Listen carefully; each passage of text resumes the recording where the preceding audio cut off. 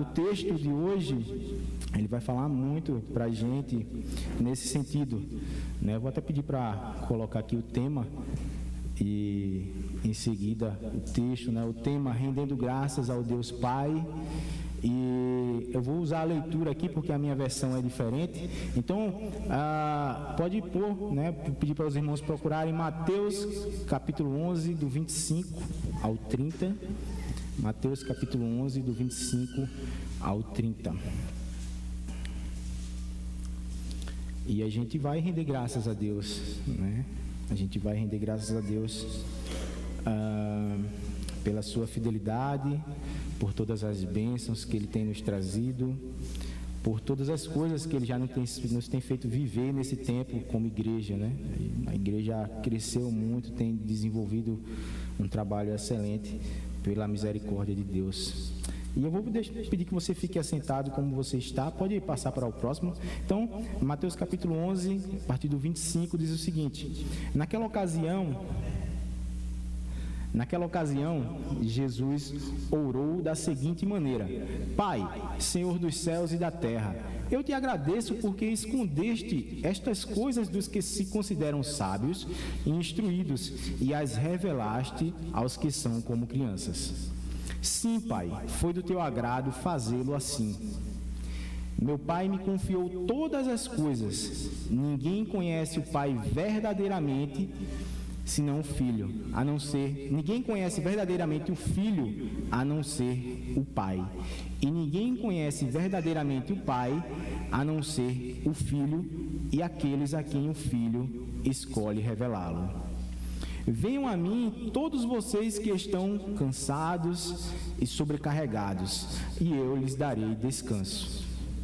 Tomem sobre vocês o meu jugo, deixem que eu lhes ensine, pois sou manso e humilde de coração, e encontrarão descanso para a alma.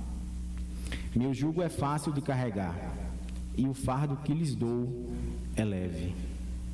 E eu sublinho aqui o versículo 30, quando Jesus fala para nós, nesse tempo: meu jugo é fácil de carregar, e o fardo que lhes dou é leve. Vamos orar. Senhor, te agradecemos pela leitura da palavra e clamamos ao teu Espírito Santo que conduza esta mensagem e o pregador esta noite, Senhor. Que seja para a tua honra e para a tua glória cada palavra, Pai. Em nome de Jesus. Amém. Bom, nesse contexto aqui do capítulo que a gente acabou de ler, do capítulo 11, Jesus tinha enviado os discípulos, né, para fazer a missão, aquilo que eles já tinham aprendido, né? Eles já tinham visto Jesus curar, libertar, já tinham visto Jesus fazer milagres, e da mesma maneira Jesus envia os seus discípulos. Se você voltar comigo aí no capítulo 10, tem exatamente esse momento em que Jesus realiza esse envio, né, a partir do versículo 1. Tendo Jesus chamado os seus 12 discípulos, deu-lhes autoridade sobre espíritos imundos para os expulsar, para curar todo tipo de doenças e enfermidades. Versículo 5. Jesus enviou esses 12, dando-lhes as seguintes instruções.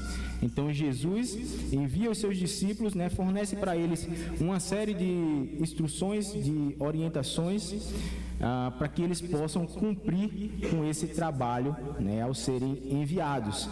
E aí o texto prossegue, fala, chegamos no capítulo 11, e aí a gente tem um texto muito interessante aqui, quando começa no capítulo 11, versículo 2, que é: João Batista está preso, né, e ele ouve falar de tudo que tem acontecido, e ele manda perguntar para Jesus, né? Ele manda os discípulos dele perguntar para Jesus: olha, é você mesmo que havia de vir, ou a gente deve esperar outro? E aí Jesus responde, diga, olha, vejam o que está acontecendo e voltem lá e digam a ele. Então, os cegos sendo curados, os coxos andam, os paralíticos também se recuperam, e dessa forma o reino continuou sendo anunciado.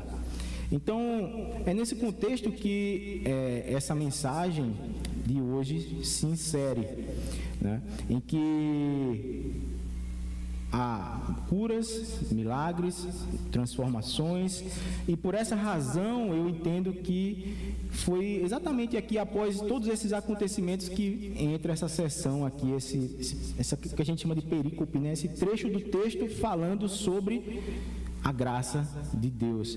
E essa graça de Deus, ela vai ser colocada em 2 pontos, que é exatamente o que eu pretendo refletir com vocês aqui essa noite, que é a graça do relacionamento de Deus com Jesus e a graça do relacionamento de Deus conosco.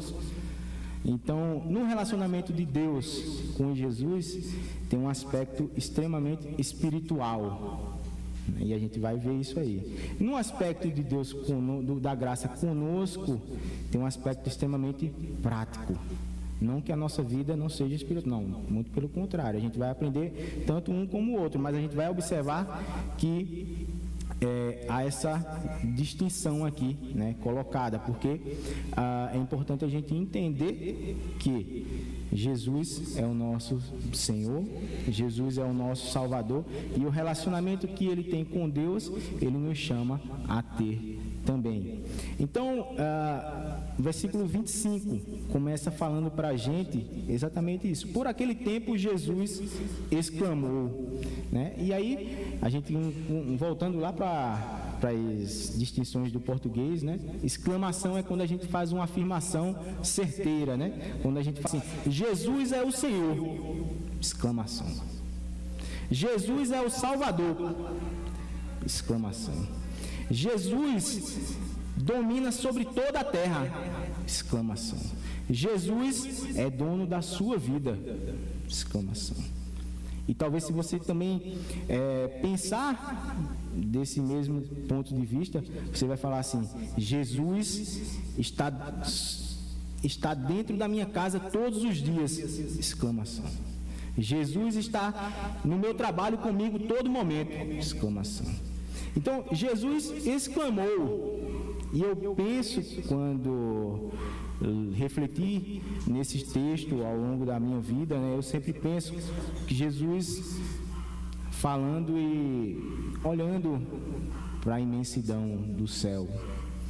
Graças eu te dou, ó Pai. E a exclamação começa com a graça. Que interessante, né? Ela começa com o reconhecimento de que Deus é quem provê todas as coisas. Graças eu te dou, ó Pai, Senhor do céu e da terra. E aqui Jesus exalta Deus como soberano de toda a criação, como soberano de tudo o que está acontecendo, que estava acontecendo naquele momento. E da mesma forma, quando a gente lê e vê Jesus falando isso, a gente continua crendo que que Deus continua soberano sobre todas as coisas, porque Ele não é apenas Senhor do céu. Então, a gente não tem um Deus que é somente cósmico, não, é um Deus que está lá no céu. Ele criou tudo e foi morar no céu e esqueceu da gente. Inclusive há algumas tradições que acreditam dessa forma, né? Como se Deus tivesse dado pilha no reloginho, Deus fez o reloginho, colocou a pilha e foi descansar. E quando a gente lê isso aqui, a gente entende que não é bem assim. Porque Ele é Deus do céu, mas também é Deus da terra. Ele é o Senhor que é soberano no céu, em relacionamento com os seus anjos, com os arcanjos, com os seres espirituais que Ele criou, com o seu próprio trono, com o seu próprio Filho, mas também é Senhor da terra, ou seja, é Senhor da criação, é Senhor da minha vida, é Senhor da sua vida, e convida a cada um de nós para ser Senhor das nossas vidas. Jesus convida a gente a olhar para o Pai e ver que Ele é Senhor. Um Senhor que está presente em tudo que foi criado, em tudo que está criado, em tudo que permanece, porque eu vou morrer, você vai morrer, nós vamos passar, mas essa palavra não vai passar. Ainda que a gente viva a nossa vida inteiramente com fé, essa palavra não vai mudar. Ainda que em algum momento, por qualquer que seja a circunstância, a gente venha se afastar, essa palavra não vai mudar. Deus permanece soberano como Senhor do céu e da terra. E pela sua vontade, e a gente estudou um pouco da vontade de Deus nas últimas aulas, a gente viu que tem um tipo de vontade que somente Deus conhece. Essa aqui é um momento que uma dessas vontades é revelada por Jesus. Quando Jesus fala assim: por que, Pai, tu escondestes estas coisas dos sábios? Quais coisas? Os milagres, a revelação do conhecimento de que só há salvação pelo Filho, aquilo que é relativo ao reino de Deus, não foi dado conhecimento aos sábios. E aqui os sábios da época, quem eram? Eram os fariseus, os mestres da lei, os saduceus. A elite religiosa era composta de pessoas que se diziam sábias. E aí a gente vai lembrar, lá em João 3, de um diálogo de Jesus com um desses sábios. Quando Jesus fala com Nicodemos, Nicodemos vai procurar Jesus porque ele não conseguia entender, e aí Jesus fala para ele assim: ora, mas você é mestre, como você não compreende estas coisas? Como você não compreende sobre o reino? Como você não compreende sobre aquilo sobre o qual tenho falado? E mostra então a ineficiência da sabedoria daqueles que se achavam sábios. Mas por que então essa verdade vai ser revelada para quem não é sábio? E aí a gente tem que voltar lá no capítulo 5 de Mateus para a gente entender. Capítulo 5, versículo 3, desculpa, 5:3. Opa. 5:3, que diz assim: bem-aventurados os pobres em espírito, porque deles é o reino dos céus. Bem-aventurados os pobres em espírito, ou seja, bem-aventurados aqueles que não se arrogam terem o conhecimento do reino dos céus. Aí eles vão conhecer o reino dos céus. Bem-aventurado aquele que não acha que já possui todo o conhecimento para viver com Deus, porque aí ele vai obter o conhecimento. Se ele tem a necessidade, se ele se reconhece como alguém que precisa, então ele vai buscar. E é exatamente por isso que Deus oculta dos sábios, porque os sábios eles se tornam arrogantes em sua sabedoria muitas vezes. Eles se acham conhecedores de todas as coisas, eles se acham importantes por conta dos seus títulos. Isso a gente vê no nosso tempo.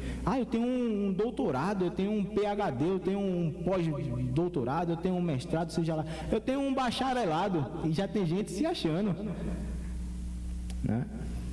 E é interessante que não é a estas pessoas que estão na elite. Vocês já estão na elite, vocês já têm o que vocês procuram. Então, isso vai ser revelado aos que não têm este conhecimento. Ou seja, os sábios e instruídos, de acordo com aquilo que eles querem conhecer, eles já têm o conhecimento que eles precisam, porque é o que eles querem ver. Eles não querem ver além. Eles não procuram Deus. Eles procuram cumprir com a vontade deles, com os desejos deles. Eles procuram viver as verdades para eles. E Jesus nos desafia diariamente a viver a verdade dele. que transforma, que cura, que redime e que mostra para a gente esse Senhor que é o Senhor do céu, mas que também é o Senhor da terra. E dessa forma a gente não fica preso no conhecimento humano, porque por mais que eu possa conhecer, eu sei que eu terei limitações. Eu sei que eu precisarei reconhecer que não é tudo que eu posso conhecer. Não é tudo que eu posso entender sobre Deus. Não é tudo que eu posso entender sobre Jesus. Não é tudo que eu posso entender sobre o Espírito Santo. Não é tudo que eu posso entender sobre a Bíblia. Até porque, por exemplo, lá nas cartas do apóstolo Pedro, ele vai falar, olha, tem umas coisas que Paulo escreveu aí, rapaz, que é difícil de entender, hein? Que é complicado. E é dessa maneira que eu compreendo que a gente vai então se desfazendo das nossas verdades para entender a verdade de Jesus sobre a nossa vida. E que verdade é essa? Primeiro, é uma verdade que acontece no relacionamento de Deus com Jesus. E aí no versículo 27 mostra isso para a gente. Versículo 27, capítulo 11. Tudo me foi entregue por meu Pai. Ninguém conhece o Filho a não ser o Pai. Está falando da relação do Deus Pai e o Deus Filho. E essa relação, ela é plena, porque só o Pai conhece verdadeiramente o Filho. Ou seja, o que seria aqui verdadeiramente conhecer o Filho? É conhecer Jesus na essência dele, tanto humana como divina. A gente conhece o Jesus que está revelado, a gente sabe de Jesus. A gente sabe que Ele é o Filho de Deus, mas a gente só vai ter o conhecimento completo de Jesus quando a gente estiver na glória. Ao contrário do Pai, o Pai já conhece o Filho plenamente. E eu entendo que isso aqui muda toda a nossa perspectiva.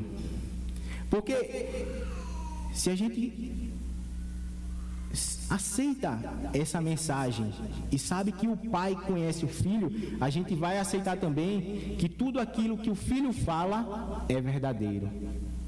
E o que Jesus fala? A gente vai chegar lá, naquilo que Jesus fala. Mas o texto aí no versículo 27 continua explicando para a gente o seguinte, que ninguém conhece o Pai a não ser o Filho. Só Jesus conhece verdadeiramente Deus. E aqui a gente precisa abrir um parênteses para entender algo importante. A gente hoje, no nosso tempo,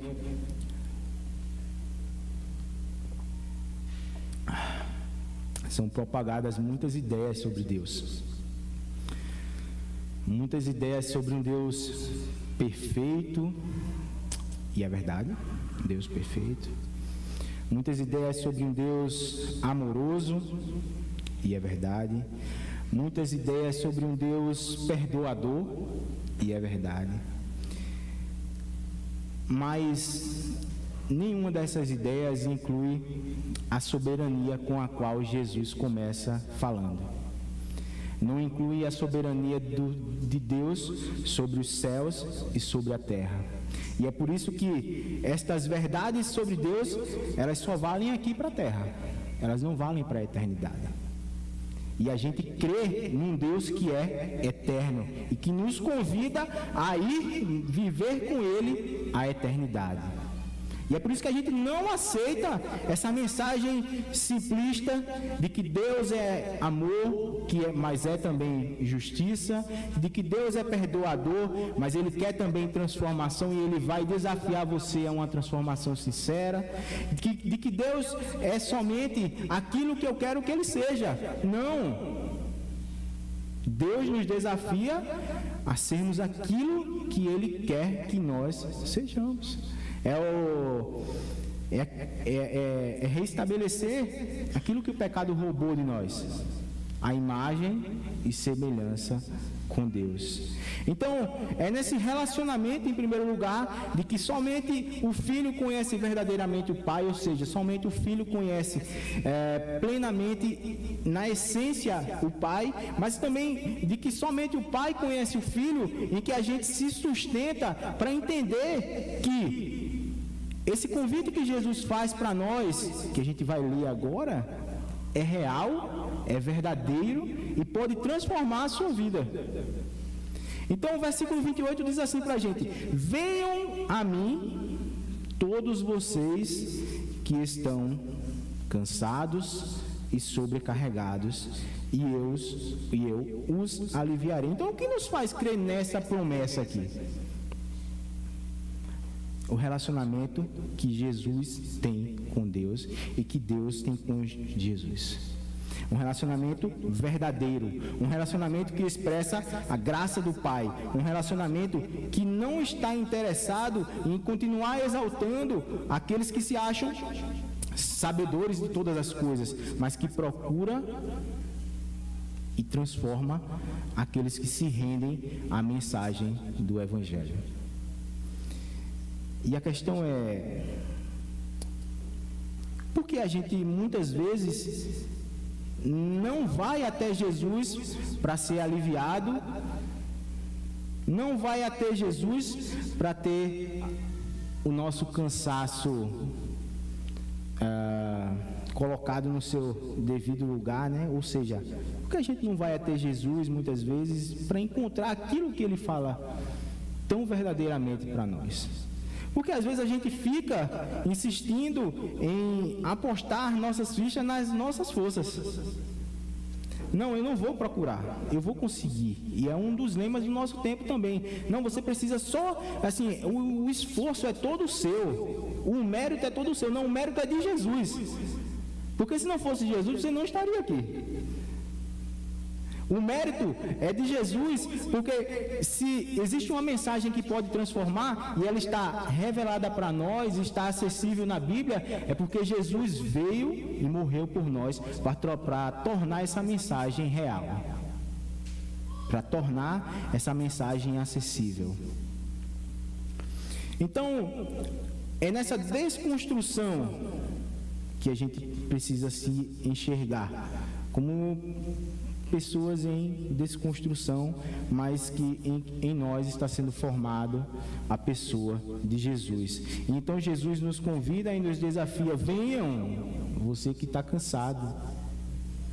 Pode ser um cansaço mental, pode ser um cansaço físico, pode ser um cansaço da vida, psicológico, digamos assim, né? Pode ser um cansaço da sua própria existência. Às vezes a gente cansa de existir. Às vezes a gente pode até pedir para Jesus levar a gente. E aí Jesus nos desafia: venham a mim. E o alívio que Jesus nos dá não é a promessa de que tudo vai dar certo. Nenhum momento do texto fala que tudo vai ser perfeito, que tudo vai ser maravilhoso. A promessa de alívio é na presença de Jesus. Então, qual é, resumindo aqui esse primeiro ponto relacionado à graça, né, no nosso cotidiano? Nós encontramos alívio na presença de Jesus. Independente do nosso desejo de querer conquistar, de querer buscar, de querer crescer, de querer morrer, nós encontramos alívio e resposta para as nossas dores, para o nosso cansaço, na presença de Jesus. E isso acontece por meio de um relacionamento, da mesma forma que Jesus fez. Nós vamos até o Senhor e dizemos: graças te damos, Senhor, apesar de tudo que está acontecendo na minha vida. Apesar de toda a minha insatisfação, eu vou dar graças ao Senhor. Apesar de todo o meu sofrimento, eu vou dar graças ao Senhor. Mas quando tudo estiver bem, Senhor, agora que também está tudo bom, poxa Deus, então eu venho te agradecer também. E até lembrei aqui do hino, né, que eu gosto bastante de tocar, né? Ó Deus, venho te agradecer as bênçãos que vêm só de ti. E tudo que tenho que eu possa trazer, o melhor sem medir. É lindo, né? Então é nesse relacionamento, mas e no versículo 29, esse relacionamento agora vai falar para nós exatamente do segundo ponto que eu quero trabalhar, né, da graça aplicada ao nosso cotidiano, que é, Jesus fala para a gente assim: tomem sobre vocês o meu jugo e aprendam de mim, porque eu sou manso e humilde de coração. Ou seja, não é apenas um relacionamento em que a gente vai lá buscar aquilo que a gente precisa e vai embora. Isso seria uma relação de ingratidão. Eu só vou quando eu preciso. E olha que tem muita gente que infelizmente age assim. Mas Jesus continua nos desafiando a não apenas ir e receber dele aquilo que ele quer nos dar, aquilo que ele precisa, aquilo que nós precisamos, mas aprender com ele. E aprender por quê? Aprender para que a gente possa compartilhar esse ensino. Aprender porque muitas vezes a gente é que vai levar Jesus em contextos que ele não poderia entrar de repente. Contextos em que nós seremos essa revelação de Jesus. Então a gente precisa aprender para poder transmitir, mas também a gente precisa aprender para poder viver de forma consciente. Afinal, a gente não vai ficar só indo, buscando, voltando. Não, agora que está tudo ruim eu volto lá. Agora que está bom eu vou embora. Não, aí não é essa a proposta também. A proposta é de amadurecimento. Então você vem, você aprende. Você recebe, você aprende. E aí você segue. Porque toda a construção aqui está nesse entendimento do envio que Jesus faz. E por fim, no versículo 30, Jesus dá a razão, né, do porquê a gente aprender com ele. Porque o jugo dele é suave e o fardo é leve. E aqui a gente compreende porque quando a gente vai até Jesus, nós voltamos aliviados. E aí eu tenho certeza que você em algum momento já foi até Jesus chorando. E talvez você até voltou chorando, mas você voltou em paz. Porque Jesus não vai apontar para o nosso sofrimento e ter uma atitude de tá bom, fica aí sofrendo. Jesus vai olhar para nós e vai ter uma atitude de compaixão. Como ele viu o povo de Israel, são como ovelhas que não têm pastor. Então, o que a gente pode concluir desse texto? Que uma vida grata provém de um relacionamento sincero com Deus. É o que Jesus fala sobre verdadeiramente. A gratidão provém de um relacionamento verdadeiramente sincero com Deus. Em segundo lugar, a graça provém quando a gente compreende que Jesus é o Filho de Deus e que somente Ele pode nos revelar o próprio Deus. Então,